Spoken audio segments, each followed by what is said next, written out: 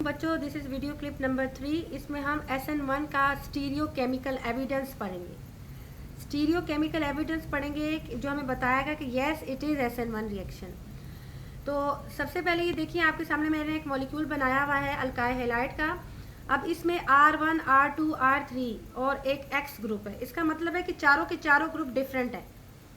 जब चारों के चारों ग्रुप डिफरेंट होंगे, एक तो बात ये है कि ये आपके पास हो जाएगा कायरल मॉलिक्यूल, ठीक है, कायरल, क्योंकि चारों के चारों ग्रुप डिफरेंट है।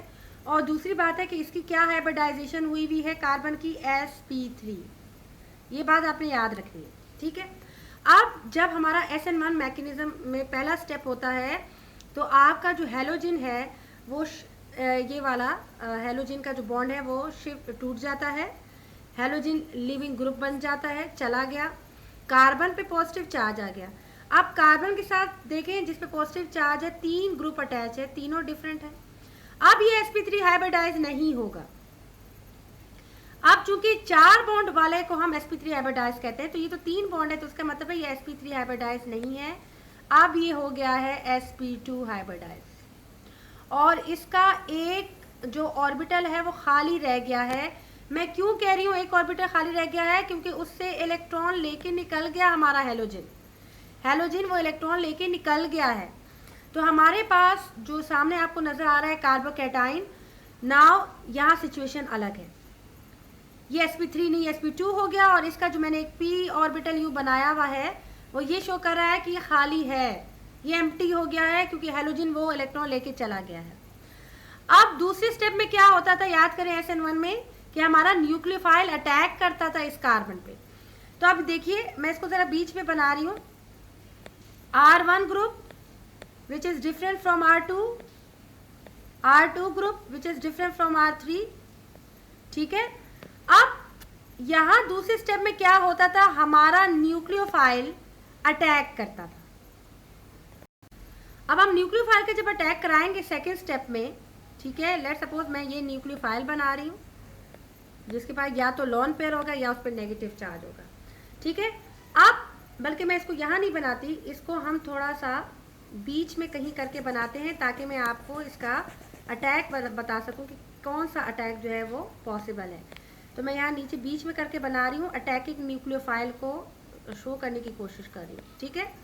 अब ये अटैकिंग न्यूक्लियोफाइल, इसके पास ऑप्शन है कि वो यहाँ से भी अटैक कर सकता है, कार्बन पे अटैच हो सकता है इस पोजीशन पे, और वो यहाँ से भी अटैक करके कार्बन पे अटैच हो सकता है, क्योंकि दोनों तरफ से कार्बन की ये जगह बिल्कुल खाली है, यहाँ कोई रुकावट नहीं है, यहाँ कोई ग्रुप नहीं है।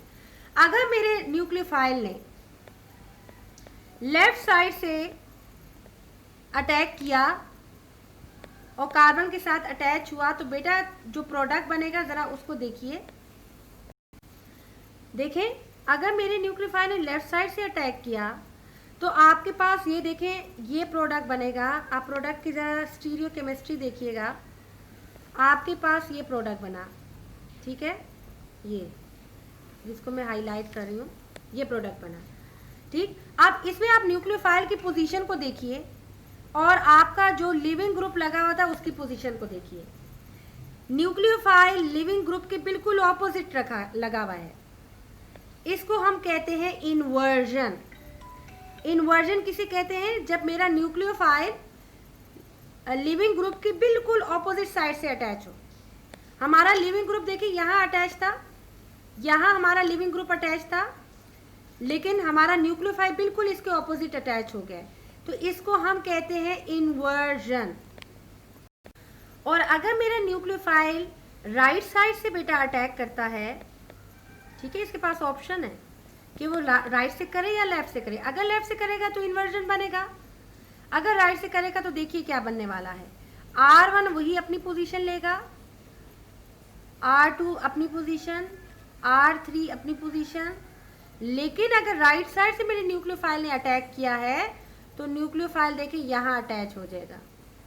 अगर आप इस मॉलिक्यूल को देखें जिसको मैं लिख देती हूँ B, अब B मॉलिक्यूल को देखें, यहाँ आपका जो न्यूक्लियोफाइल अटैच हुआ है वो आपके लिविंग ग्रुप ही की जगह अटैच हुआ है, ठीक है। इसको हम कहते हैं रिटेंशन। और ए में देखें हमारा न्यूक्लियोफाइल वहाँ अटैच हुआ है जब बिल्कुल ऑपोजिट, जहाँ मेरा लिविंग ग्रुप लगा था बिल्कुल उसके ऑपोजिट मेरा न्यूक्लियोफाइल अटैच हो गया है। इसको हम कहते हैं इन्वर्जन और इसको बी को हम कहते हैं रिटेंशन।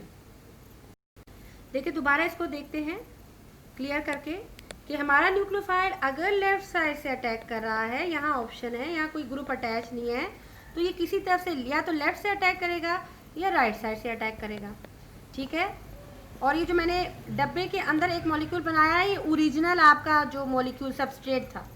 अगर मेरे न्यूक्लियोफाइल ने लेफ्ट साइड से अटैक किया तो बेटा आपका R1 तो अपनी ही पोजीशन ऑक्यूपाई करेगा और आपका R2 वैसे ही रहेगा, R3 भी वैसे ही रहेगा, लेकिन चूंकि न्यूक्लियोफाइल ने लेफ्ट साइड से अटैक किया है तो यहाँ हमारे पास न्यूक्लियोफाइल अटैच हो जाएगा। अगर आप इस मॉलिक्यूल को देखें ए को और ओरिजिनल मॉलिक्यूल को देखें जो हमने ब्रैकेट में हमने साइड में लिखा हुआ है दिस वन ओरिजिनल, तो यहाँ देखें एक्स की पोजीशन को देखें और आपका जो मॉलिक्यूल बना है उसमें न्यूक्लियोफाइल की पोजीशन देखें, दोनों एक दूसरे के ऑपोजिट है। तो इसको हम कहते हैं इन्वर्जन बना, इन्वर्जन मॉलिक्यूल बना, इन्वर्जन स्टेट बना, इन्वर्जन। ठीक है, लेकिन अगर मेरा यही मॉलिक्यूल राइट साइड से न्यूक्लियोफाइल अटैक करता है, चांस है ना 50-50% चांस है कि वो लेफ्ट से करे, 50% चांस है कि वो राइट से करे। तो अगर वो राइट साइड से अटैक करेगा तो मेरे पास जो मॉलिक्यूल बनेगा, जरा आप उसकी वो देखिए, ज्योमेट्री देखिए, उसका स्ट्रक्चर देखिए। अब न्यूक्लियोफाइल इस साइड पे अटैच है, न्यूक्लियोफाइल के पॉइंट ऑफ अटैचमेंट देखिए ओरिजिनल मॉलिक्यूल में लिविंग ग्रुप का पॉइंट ऑफ अटैचमेंट देखिए बिल्कुल सेम है। इसको हम कहते हैं रिटेंशन, रिटेंशन। ठीक है, तो अब जब आपका SN1 मैकेनिज्म होता है और you are using a chiral molecule तो आपके पास 50% चांस होता है कि आपके पास इन्वर्जन मॉलिक्यूल भी बनते हैं, आपके पास रिटेंशन भी बनते हैं। तो जब दोनों का 50-50% चांस है, कुछ मॉलिक्यूल्स बनेंगे इन्वर्जन फॉर्म में, कुछ मॉलिक्यूल बनेंगे रिटेंशन फॉर्म में। अब ये देखिए मैंने आपको पहले ही बोल दिया था if you are using chiral molecule, let's suppose, ठीक है, आपके पास जो है मॉलिक्यूल ए भी बना है 50% और मॉलिक्यूल बी भी बना है 50%, क्योंकि 50% चांस है कि दोनों तरह से अटैक हो सकता है। तो 50% ए मॉलिक्यूल है इन्वर्जन फॉर्म में, 50% बी मॉलिक्यूल है इन्वर्जन फॉर्म में। तो ये रेसिमिक मिक्सचर बन गए बेटा, क्योंकि अगर एक आपका राइट साइड पे लाइट को घुमा रहा है, लेट्स सपोज ये अगर राइट साइड पे लाइट को घुमाता है और ये आपके पास लेफ्ट साइड में लाइट को घुमाता है, तो दोनों अगर 50-50% है तो इसको हम रेसिमिक मिक्सचर कहते हैं। तो जब भी रेसिमिक मिक्सचर बनेगा, यानी ऑप्टिकली रेसिमिक मिक्सचर क्या होता है, ऑप्टिकल इनएक्टिव होता है। तो जब भी आपके पास कायरल मॉलिक्यूल की जब हम सब्स्टिट्यूशन करते हैं और रिजल्ट आपको ऑप्टिकली इनएक्टिविटी मिले, यानी रेसिमिक मिक्सचर बनता हुआ मिले, तो समझ जाना दैट इज SN1 मैकेनिज्म। शुक्रिया।